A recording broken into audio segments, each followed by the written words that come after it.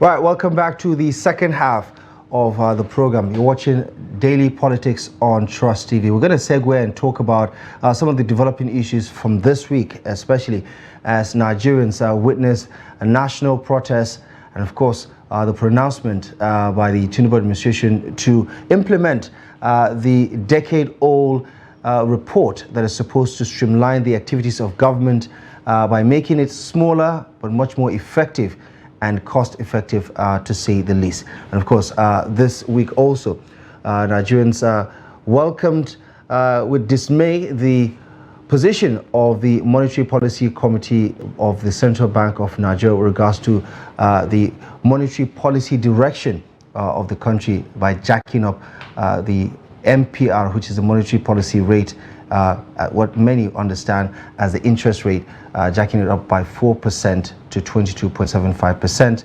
A decision that has not been welcomed rather positively by experts and Nigerians across board, who are saying it will further worsen the economic situation in the country. Well, join us for the second half of this conversation to add value to the conversation is a public affairs analyst and commentator. Iliyasu Gadu is joining us on this program tonight. Thank you very much for joining us. Thank you very much for having me. Right. Well, let's first of all get your quick reaction to this week's protest. The two-day protest by the organized labor was first of all pushed back by the government. It had tried its possible best to stop it from happening. It did happen for a day, and then NLC decided to call it off for the second day, saying that it has made its mark.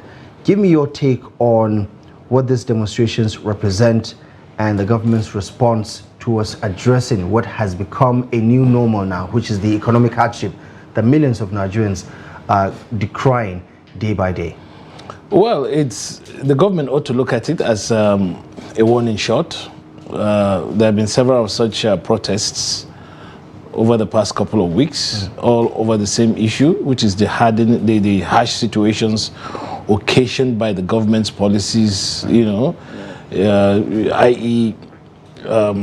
removal of subsidies and the devaluation of the naira, which has seen the naira value plummeting. Of course, you all know what the hardship is all over in the country. Inflation rate is inching towards 30%, which is quite high. And there's the price of rice, a bag of rice is about getting to about 77,000 naira. Sugar has gone skyrocketed. Everything, even the temperatures are all high. So right. Yeah. So I mean, it's a warning sign to the government, and that something has to be done. Something drastic, something realistic, something concrete, and not just cosmetic changes. Otherwise, we may not. The next time, it may happen to more effect and more devastation than we have seen now. The response from the government through its policy pronouncement, through its the announcement of some of these measures, whether it's the release of 42,000 metric tons of grains to address some of the shortages experienced by Nigerians, some of its announcements around what it is doing with release of funds to state governments and things like that, do you think is commensurate to address? No, I don't think. And if you ask anybody in the country, they will tell you it's not commensurate. First of all, palliatives are provided as temporary relief.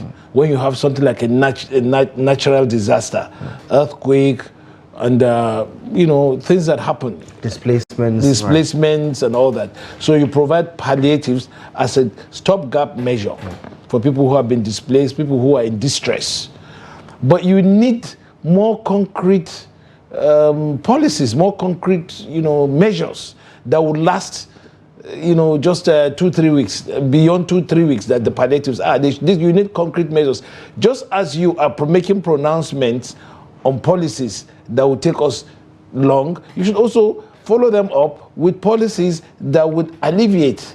Apparently, this government didn't think of that, and so it came and said, "Well, they're going to do the policies and think about it later," which is very unfortunate, because it ought to be, together. They ought to come together so that as you are doing this one follows, and then people, at least the hardships are evenly distributed and they're more manageable.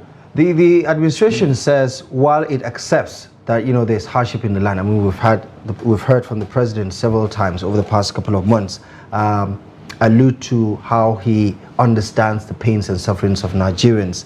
However, saying that, listen, there are people on the other side, on the other political side, that are, you know, instigating, that are nudging these protests just to give the administration a bad look and to further exacerbate an already volatile situation in the country.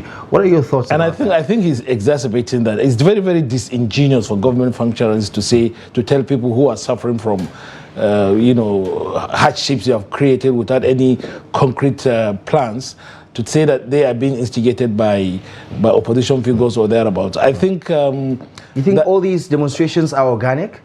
No, people are demonstrating against the hardships. They're expressing their anger, and their anger at what's happening in the country. There's no need to nudge them. No need. I mean, if the government knows who are those in the opposition who are doing this, they should go after them. But you cannot attribute people who are, you know, demonstrating against your policies, you know, and then saying that it's the opposition that is, you know, nudging them in. I think that's disingenuous. And in fact, it angers the people more, because it's telling you that the government cannot or does not have any policies or anything to give these people who are angry to at least, you know, assuage and ameliorate their positions.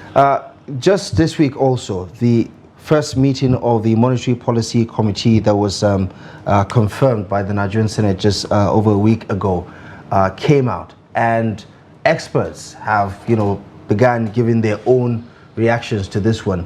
The monetary policy rate, which we all know as interest rate, has been hiked from 18% to 22.7% by 4%, and that is quite unprecedented. This is the highest interest rate hike that we've seen in the history of this country.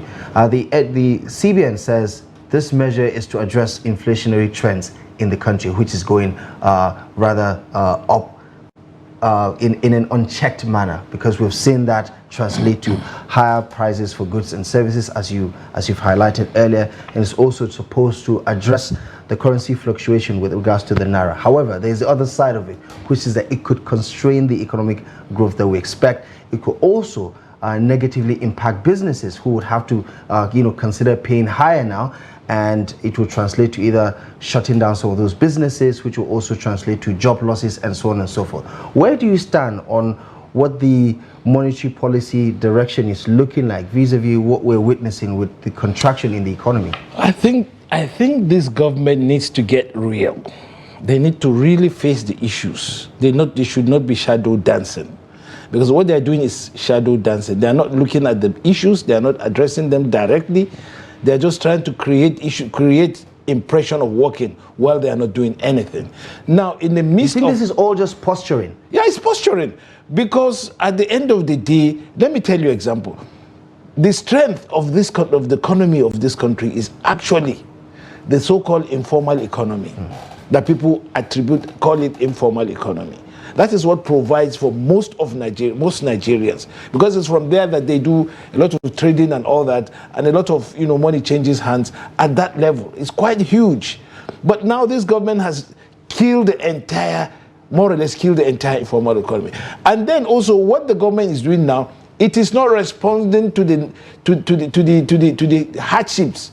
It is actually responding to the demands of the IMF, International Monetary Fund, that says, just last week or 2 weeks ago, that says government must find ways of increasing tax, you know, tax on the people, which means, okay, we believe that you have not done enough to tax your people, to put more money into to attract more money. All that you've done is not enough, so we want you to do. And now government is responding to the IMF rather than to the people of Nigeria that elected it. There are some who would say, Alhaji Ibrahim, that, you know, Nigerians and their anger at IMF or the Bretton Woods institutions generally is misplaced, because they are more or less like a doctor telling a patient the reality or the severity of the situation. You can't blame the doctor when he's telling you that you're dealing with a stage 4 cancer, for instance, and this is how hard the treatment is going to be. That IMF is only, you know, pointing at the obvious, that, you know, the situation is bad and this is where you need to get out of it. Except that doctor is a quack doctor. Right. The IMF is a quack doctor. Saying IMF. Yeah, because look, the Bretton Woods system that brought the IMF has failed. It failed in 1971 by Executive Order 11615, Executive Order of President Nixon. It destroyed the basis of IMF, which is the gold and the gold and dollar standards, which underpin the IMF.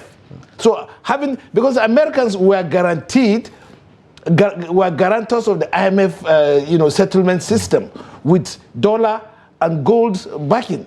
In 1971, they couldn't harm a stomachache, and they just, floated the dollar and said, okay, to your tents, Israel, because America too was getting the hit. So IMF, the Bretton Woods system, it's now, for all intents and purposes, out of the way. So no longer fit for purpose? What you have to assess, first of all, what IMF can do for you under the circumstances. We have not done that. In fact, the floating of the dollar, or the removal of the dollar peg for the IMF, for IMF and World Bank, was supposed to last as long as United States was there. But once United States removed its support, then everything went haywire. So you need to have new arrangements. But our countries didn't do that. Now, for instance, these policies that the president did was supposed to be backed, or supposed to come under a greater economic reforms pact, where everything else around this country, or economically in this country, must be taken into account. He just did it out of the whim, and then there was no, consultation with stakeholders to be able to determine where we will go and how we will go. And there was a lot of things that was not taken into consideration. You are not just waking up to the fact that you have done a policy that needed to be tweaked. But instead of you to go back to the Nigerians and say, look, hey, we did this as a mistake. Let us come back. Let us engage our economists in all the universities and other social researchers and realize what we need to do. The next thing is they're looking to the IMF. And IMF, of course, does not bother about our policies. All the bother is how to maximize the capital take from here to the metropolitan countries, take as much out of our countries to go and develop the metropolitan countries, in this case, Britain, France, America, and the rest of them. So that's what's happening. So in your view, even the decision of the Monetary Policy Committee itself is flawed in such a way that it will be counterproductive to economic development in this country? But that's what is now. If you just observed, is the highest rate in the whole of it. Who will be able, for God's sake, who will be able in this country to be able to afford it? What it is saying, what the CBN, as the CBN governor identified, that this might not necessarily be unpopular, but might not necessarily be popular, but this is what is necessary to address the current inflationary trend. What is necessary? The current inflationary trend has been brought about by the government's ill-advised withdrawal of subsidies, which it did not even have the courtesy of discussing with the people to whom it is going to implement it on. It just decided on its own to say this is what Nigerians want, and you are saying it's not popular. It's not. Of course, it's not going to be popular. If you are eating some food and I come around and pick it out of you, you're not going to like it. In fact, if you did it without even consulting with me, that's what the government did. But as the IMF said, subsidy is still in existence, or is still in place in one way, shape, or form, because the landing cost, as we know right now, is way above what many Nigerians are paying for the price of PMS. So they should address that to the government, because at the end of the day, they advise the government to implement the removal of subsidy, and if the government is not removing the subsidy altogether, then they should address that to the government. But it should not result in further hardships on Nigerians, because the resource that you are removing subsidy on is our own God-given right. Just like in America, the American government subsidizes the oil industry so that American people get oil cheap. It's the cheapest in the world. Yes. So at the end of the day, we must get something out of the resources that we have. It's not something to be even ashamed of, because every country in this world, every country, including those that are advising us to take the subsidy removal, provide subsidies. In fact, in their own case, much more than ours. So why should we even listen to the IMF? Is it that we cannot manage our resources with all the experts that we have? We cannot manage our own economic resources. We cannot think about our economy, and then we have to go we'll have to go and ask some people who are sitting down in Washington, who some of them don't even know where Nigeria is on the map. Come on. You don't think that's a bit extreme? Well, a lot of we've met with a lot of them. A lot of them, well, they do know about Nigeria, but they do not know what the Nigerian out there, the greater majority of Nigerians, you and I want for ourselves and what we want for our country. So it is incongruous that somebody that the wisdom that says somebody who is sitting down somewhere in Washington will tell us what we should do with our own economies or with our own resources, and then we take it as hook, line, and sinker, and we even make it as policy. These things have to be subjected to the discussion with Nigerian stakeholders, the farmers, at the village level, at the industrialists in the country, and all kinds of things. We have to be able to do that, so that at the end of the day, we present a document to the IMF and say, okay, this is what we have, let's see what you have, and then we'll sit down and have a discussion with it. But at the end of the day, you just implement those policies without taking the Nigerians into consideration. You did it out of your own whim and whim, and you decide that this is what you think, and that, it's not going to be popular,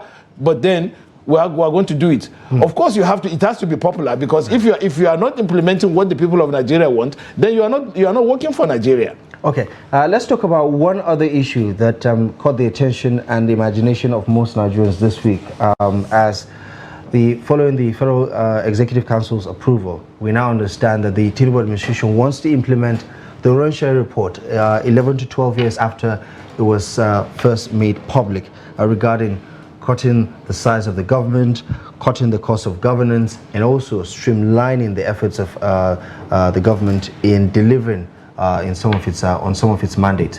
Where do you stand on this? Because there are proponents and critics of not just the report itself, but the decision to implement it.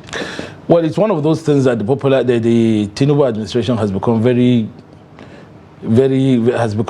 it's become a normal thing for this administration. Act first, think later. I can point out several things that the government has done. First of all, it almost took us to war with Niger, because we didn't have the courtesy to think through the implications. Now we've had to come back, climb down, and go back to the diplomatic route. We did the policies on subsidy removal and the rest of them without thinking through it. Now we're having to tweak it again to be able to see how we can get it through. Now with this Oron report, yes, it's been there for the past 12 years. It's been in the shelf, gathering dust, really. And then suddenly, without any preambles, the government decides to bring it out and try to implement it. Fine, which is good, but then there are a lot of lacuna in it. One is that how are you going to how many people are going to lose their jobs out of this? I believe that about 100,000 or more jobs will be lost, because you're talking about a lot of agencies. For instance, you are going to merge ICPC with EFCC. Definitely, some of the jobs are going to, overlap. And those people, you can't have two people doing one job. Definitely, somebody has to go. Then you also go to some of these agencies that have been moribund. Yes, it's true to scrap them, but then again, you have to ask yourself: have we thought through this? Because at the end of the day, the Nigerian factor might come in. Factor of people lobbying senators, lobbying House of Reps guys, emirs and chiefs to retain certain positions or to take them to certain positions. And then that is when the Nigerian factor will come in, because the government now would have to find out whether even some people within the committee would be heavily influenced to determine whether to take this out or to retain this or that. And then this. Do you think it's a good step in the right direction? It's a good step in the right direction, but will require a lot more examining, because there are certain things about this that have been overtaken by events. This report was about 12 years ago. It was implemented. It was to have been implemented about 12 or at least 7 years ago. But it has not been. And even the author of the report himself ran into a lot of problems with previous administration in terms of what he did as in his previous positions. So these are things that you have to appoint, first of all, a committee to look at those areas that are relevant in our realities today and those that are not relevant. Now we understand the administration is doing just that. There's a committee that would oversee the implementation and the restructuring of some of these organizations in the next 12 weeks. Is it something that we should give the government benefit of doubt, at least for showing the political will to go ahead with this, knowing how unpopular it's going to be because of how this merger will bring about the displacement of certain people in positions of power? And one thing I also did not even mention is the fact that there has to be definitely regional balancing regarding some of the positions, because that's what the Constitution says. That's what the Act says, that certain positions have to be reflected in terms of the federal character and all that. So this is a very, very massive work that the committee has. But I'm also concerned that some of the people who are saddled with this responsibility have other responsibilities that they're also handling. And I'm afraid that the time frame might not be enough, because, for instance, if a minister, one of them is, a couple of them are ministers, he has a full job doing what he's supposed to do as a minister. Will he have the time to come and be part of this thing? And it's not a job that requires sending a director. He has to be there. So what I would have wanted was to see the government say, okay, take off. This is a very urgent, assignment. Take off from your current, jobs. We're going to take you off. You're going to come in and do this job and deliver it within the time frame. We don't want to waste more time. But if, for instance, a budget minister who is in this committee has some issues, like now you're having a lot of issues coming out of the woodwork, and he has to attend to them. And then which one is he going to juggle? Is he going to juggle the Orensai committee work with his own work and some other people? So all these things I expect that the government to look into. I would want a situation whereby this is an ad hoc job.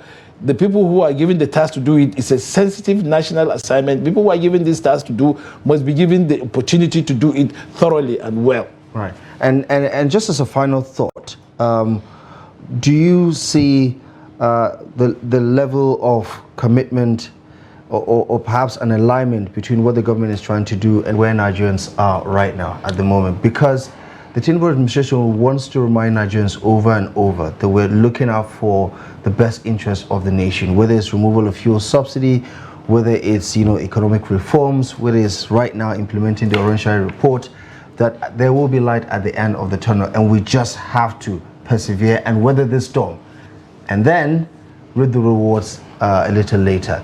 Do you think that there's an alignment between what the government is trying to do and what the citizens expect the government to do? If there's any renewed hope equation. If there's any alignment, we don't see it, because the people on the one hand are suffering and they're being told that they should manage palliatives.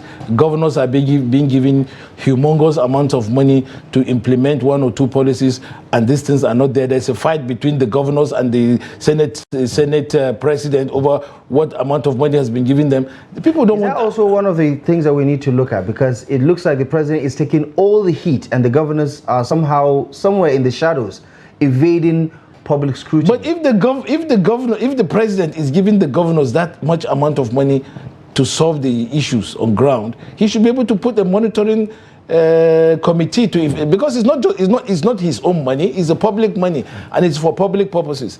So it must be monitored. You don't just give 10 billion to governors and say, okay, go and give people. At the end of the day, they don't work, and you sit down and say, go and blame the governors. No, you are the one authority giving the money. You must ensure that that money goes to where it's supposed to. By the way, a lot of people are also saying that, look, the Orensai report, actual implementation, is actually meant to distract the people from the hunger, pangs of hunger and others. Well, it's neither here nor there. The taste of the pudding, as they say, is in the eating. If the government is interested really in ensuring that all these things are done, it should do it, but not to do it in a very, very surreptitious way. I'm not sure there's anything that can distract Nigerians from the hunger they're feeling right now. But then again, these are some of the opinions that are out there in the public domain, shaping the conversation around what is happening in the country. We're going to have to leave it here for now, but an interesting conversation. Appreciate the insight, Iliyasu Gadu. Thank you so much for joining us. My pleasure. Once again, really appreciate you for your time. Thank you very much. Yeah. And that is our show for you tonight. Thank you most kindly for joining us. We really do appreciate your time and company. Daily Politics returns tomorrow live at 8 p.m. exclusive as always on Trust TV. Until then, goodbye for now.